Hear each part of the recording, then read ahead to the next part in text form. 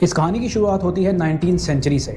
ایران کو اس وقت Persian umpire کہتے تھے، جو اس وقت اتنا اسٹرانگ نہیں تھا لیکن اپنی ایک انڈیپینڈنٹ آئیڈینٹی رکھتا تھا۔ برٹش اور رشیا گریٹ گیم کے اندر ایک دوسرے کے دشمن تھے۔ یہ دونوں مل کر ایران کے اوپر انفلوئنس کرنا چاہتے تھے۔ برٹشرز انڈیا کو 1858 کے اندر پہلے ہی کولونائز کر چکے تھے اور یہ ایران اور افغانستان کو ایک بفر زون کنسیڈر کیا کرتے تھے۔ یہ دونوں ایک دوسرے کی ڈومیننس کو کم کرنے کے لیے ایران کے اوپر اپنی راجشاہی کرنا چاہتے تھے۔ ایران پر انفلوئنس سے رشیا کو ایک تو پرشین گلف اور دوسرا انڈین اوشن کی ایکسیس مل سکتی تھی۔ یہ دونوں ایکسیس رشیا کے لیے بہت امپورٹنٹ تھی اپنی ٹریڈ کو جاری رکھنے کے لیے۔ 1901 کے اندر مظفر الدین شاہ ایران کے کنگ تھے۔ مظفر الدین شاہ ایک برٹش بزنس مین ڈی آرکی کو ایران کے آئل کی ایکسپلوریشن کرنے کی اجازت دے دیتے ہیں۔ 7 سال یہ ڈسکوری جاری رہی اور آخرکار 1908 کے اندر ایران کے اندر پہلی آئل کی ڈسکوری ہوئی۔ یہ مومنٹ ایران اور پوری دنیا کے لیے ایک گیم چینجر تھا۔ اسی وقت سے برٹشرز اور امریکہ کا ایران کے اندر انٹرسٹ اور بڑھنا شروع ہوا۔ ایران کے اندر آئل ڈسکور ہونے کے بعد برٹشرز ایک آئل کمپنی بناتے ہیں جس کا نام تھا اینگلو پرشین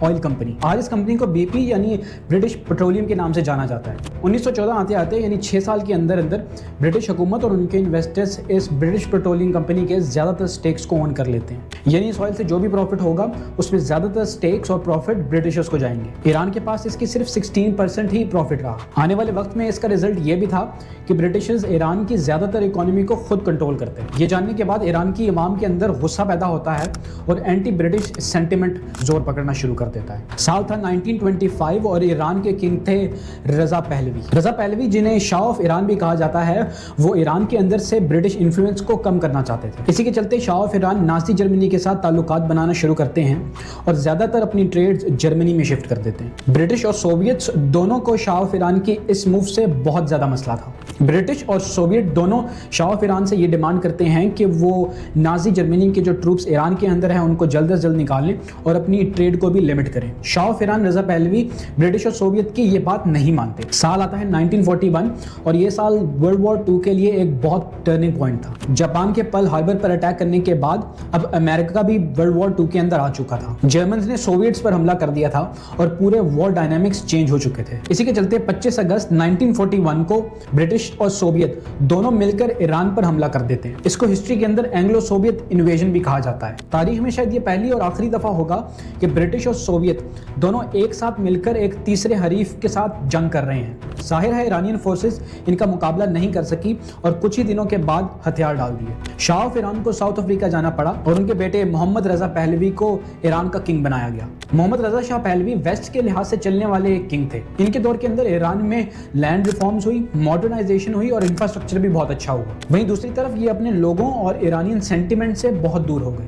پولیٹیکل اور ریلیجیس پارٹیز کو بین کیا، نیوز کو کنٹرول کیا اور ایک اتھارٹیرین رجیم بن کر سامنے آئے۔ آخرکار ورلڈ وار 2 کا اختتام ہوتا ہے لیکن ایران کے اندر ابھی بھی اینٹی ویسٹ سینٹیمنٹ موجود تھا۔ برٹشرز ایرانین آئل سے ہونے والے پروفٹ سے ایران کو محروم رکھتے ہیں۔ ایرانینز کو لگا کہ ویسٹ ہمیں لوٹ رہا ہے، عوام غریب سے غریب تر ہوتی جا رہی ہے، انفلیشن بڑھتی جا رہی ہے اور کنگ بھی کچھ نہیں کر پاتے۔ اسی سب کے بیچ ایک پارٹی نیشنل فرنٹ پاپولر ہونا شروع ہوتی ہے ایران کے اندر۔ اس نیشنل فرنٹ پارٹی کو لیڈ کر رہے تھے محمد مصطفی۔ نیشنل فرنٹ پارٹی کا یہ ایجنڈا تھا کہ ایران کے اندر آئل کو نیشنلائز کر دیا جائے، کانسٹیٹیوشن کو ریسٹور کیا جائے اور کنگ کی پاور کو کم کیا جائے۔ دیکھیں 1906 سے ایران ایک مونارکی تھا، یعنی ان کے پاور سٹرکچر کے اندر ایک ہیڈ آف دا اسٹیٹ یعنی کنگ ہوتے ہیں اور دوسرے ان کے نیچے PM ہوتے ہیں یعنی پرائم منسٹر۔ ایران کے اندر اس وقت تک پرائم منسٹر اتنے امپورٹنٹ نہیں تھے اور کنگ ہی زیادہ تر ڈیسیجن میکنگ کیا کرتے تھے۔ اسی کے چلتے اس وقت کے پرائم منسٹر حج علی رمزارہ کو اسیسینیٹ کر دیا جاتا ہے۔ محمد مصدق کے پاپولر ہونے کی وجہ سے پارلیمنٹ ان کو ووٹ ڈال کر پرائم منسٹر بنا دیتی ہے۔ محمد رضا پہلوی جو اس وقت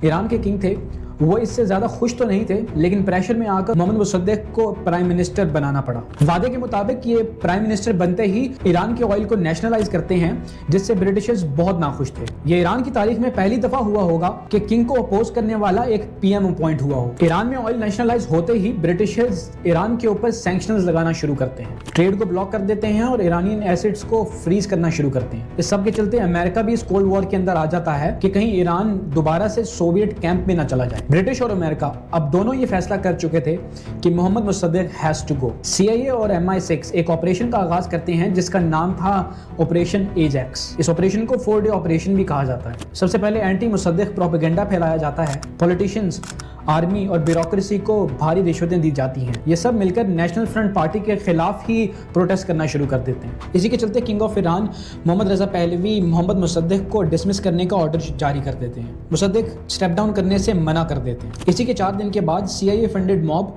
मुसद्दिक के घर का घेराव कर लेते हैं और ये वो वक्त था कि जब नेशनल फ्रंट पार्टी को बैन कर दिया जाता है और मुसद्दिक को हाउस अरेस्ट कर दिया जाता है। इसके बाद 1979 तक किंग ने वेस्ट का एक फ्रंटमैन होकर पूरे ईरान पर राज किया। पहले तो सिर्फ ऑयल का मसला था, लेकिन अब आवाम को ये भी दिखना शुरू हो गया था कि कैसे वेस्ट उनके मुल्क की पॉलिटिक्स में भी इन्वॉल्व हो चुका है। इसी के चलते किंग के खिलाफ एक और आवाज़ उठती है जिनका नाम था आयतुल्लाह खुमैनी। खुमैनी एक शिया स्कॉलर थे जो कि किंग ऑफ ईरान के सेकुलर रिजीम के बहुत खिलाफ थे। 1964 के अंदर इन्हें जिलावतन कर दिया गया, लेकिन फिर भी लोग इनकी टेप्स और राइटिंग सुन सुनकर मोटिवेट हुआ करते। 1977 आते आते खुमैनी का नैरेटिव इतना पॉपुलर होता है कि ईरान की अवाम अपने ही किंग के खिलाफ सड़कों पर निकल आती है। हर आए दिन इस्फहान और तेहरान के अंदर पहिया जाम हड़ताल रहती और यहाँ तक कि ऑयल वर्कर्स भी हड़ताल के ऊपर चले जाते हैं। ये सब देखते किंग ऑफ ईरान 8 सितंबर 1978 को मार्शल लॉ नाफिज कर देते हैं और आर्मी के हाथों कई मासूम लोगों की जानें जाती हैं। ये प्रोटेस्ट इतने वायलेंट हो जाते हैं और ऐसा मोमेंटम बनता है कि किंग ऑफ ईरान को वेकेशंस का बहाना कर कर इजिप्ट जाना पड़ता है। वहीं 1 फरवरी 1979 को खुमैनी 15 साल के बाद ईरान वापस आते हैं और उनका वालिहाना इस्तकबाल किया जाता है। ईरान के अंदर रिजीम चेंज हो चुकी थी और अब ईरान मोनार्की से निकलकर इस्लामिक रिपब्लिक बन चुका था। आयतुल्लाह खुमैनी ईरान के नए सुप्रीम लीडर बनते हैं। वहीं मोहम्मद रजा पहलवी इजिप्ट से कभी मोरक्को, फिर मैक्सिको और फिर अमेरिका पहुंचते हैं। ईरान की आवाम को जैसे ही पता चलता है कि मोहम्मद रजा पहलवी अमेरिका के अंदर हैं, तो वो उन्हें एक्स्ट्राडाइट करने की बात करती है। इसी के चलते कुछ ईरानियन स्टूडेंट्स अमेरिकन एम्बेसी पर हमला कर देते हैं। इस हमले के बाद ये तकरीबन 52 अमेरिकन को हॉस्टेज बनाते हैं। ये वही वक्त था जब ईरान के अंदर डेथ टू अमेरिका के नारे लगना शुरू हुए। अमेरिका को प्रेशर में आकर मोहम्मद रजा पहलवी को अमेरिका से निकालना पड़ा। आखिरकार मोहम्मद रजा पहलवी को कैंसर डायग्नोज होता है और आखिरी दिन इनके इजिप्ट के अंदर गुजरते हैं। इस्लामिक रेवोल्यूशन आने के बाद अमेरिका ईरान के ऊपर भारी सैंक्शंस दोबारा लगाना शुरू करता है। डिप्लोमेटिक टाइज बिल्कुल खत्म कर देता है और दोबारा से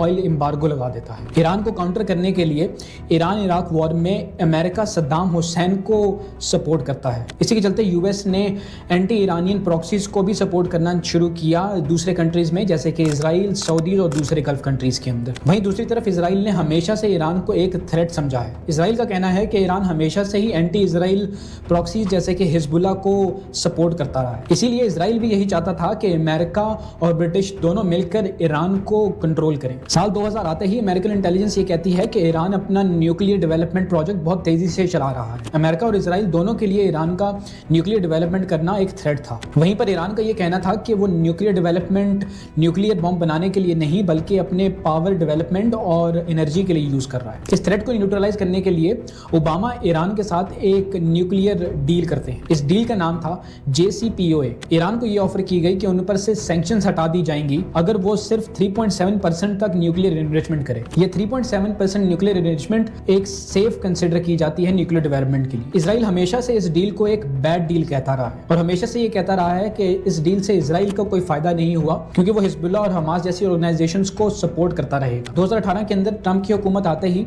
इस डील को खत्म कर दिया जाता है। ईरान पर एक दफा फिर हैवी सैंक्शंस लगा दी जाती हैं। इन्हीं टेंशंस के चलते 2020 के अंदर अमेरिका एक Iranian top general Qasem Sulemani को एक ड्रोन अटैक में मार देते हैं। इन ड्रोन अटैक्स के बाद ईरान की तरफ से अमेरिका के खिलाफ दोबारा से एंटी अमेरिका सेंटिमेंट्स बढ़ना शुरू हुआ। बाइडेन की हुकूमत आने के बाद भी अमेरिका और ईरान के रिलेशंस कुछ इसी तरह रहे। इजराइल और गजा की जंग के अंदर भी ईरान ने हिजबुल्लाह और हमास को सपोर्ट किया, जिसकी वजह से ईरान और अमेरिका के कनेक्शंस और हॉस्टाइल होते गए। अमेरिका आज भी ईरान को एक ऐसा कंट्री मानता है जो कि अमेरिकन रीजनल इंटरेस्ट के साथ नहीं चलता, यानी इजराइल के खिलाफ खड़ा है। इजराइल की लॉबी वाशिंगटन के अंदर बहुत स्ट्रांग है, जो ईरान के ऊपर प्रेशर बना के रखती है कि वो अपने न्यूक्लियर प्रोग्राम को बंद करे। इसका सबूत आपने अमेरिका के ईरान पर लेटेस्ट अटैक में भी देखा होगा, जो कि उसने 22 जून 2025 को किया। अमेरिका और ईरान का ये हॉस्टाइल रिलेशन आज से नहीं बल्कि एक ये लंबी कहानी है। ये पॉलिटिक्स, ऑयल, पावर और आइडियोलॉजी, ये सब का जोड़ है। अमेरिका ने कई दफा ईरान की पॉलिटिक्स के अंदर इंटरवीन किया, इजराइल ने अपने इंटरेस्ट के लिए प्रेशर डाला और एट द एंड इस पूरी कहानी के अंदर सिर्फ आम आवाम ने ही प्राइस चुकाई है।